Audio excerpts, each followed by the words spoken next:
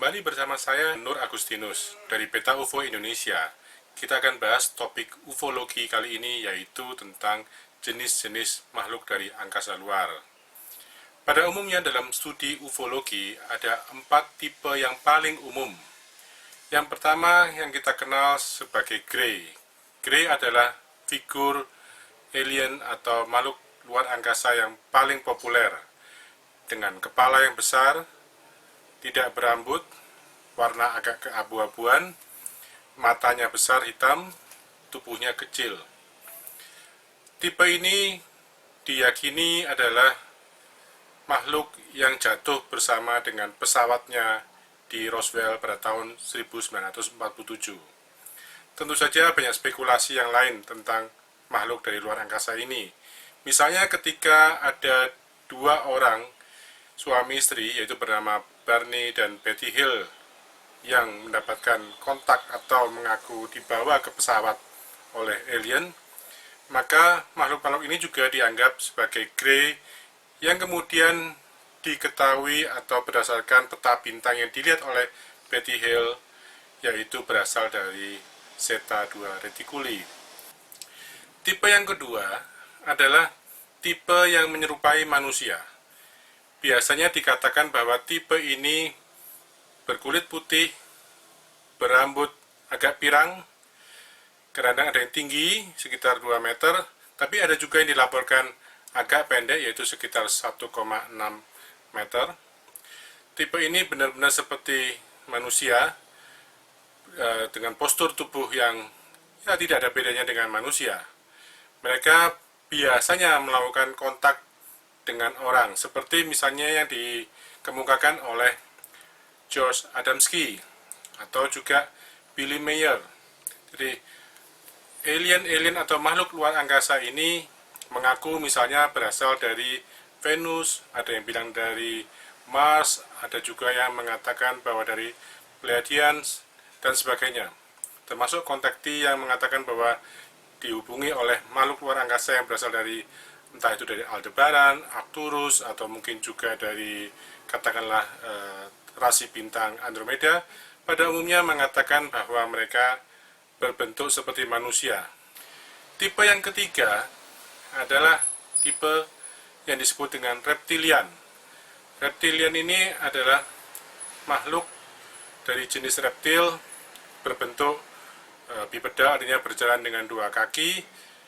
Kemudian juga biasanya dihubungkan dengan makhluk-makhluk yang tinggal di bawah tanah.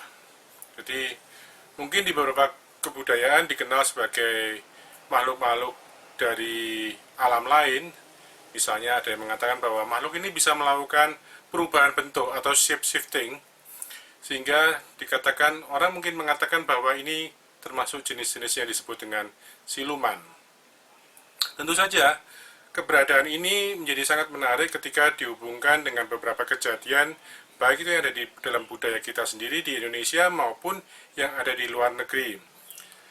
Nah, dari jenis reptilian ini kemudian ada juga yang mengatakan ada tipe yang atau jenis yang lebih ancient atau lebih kuno, yaitu dari jenis yang disebut dengan draconian, yaitu yang digambarkan hampir seperti reptilian tetapi memiliki sayap.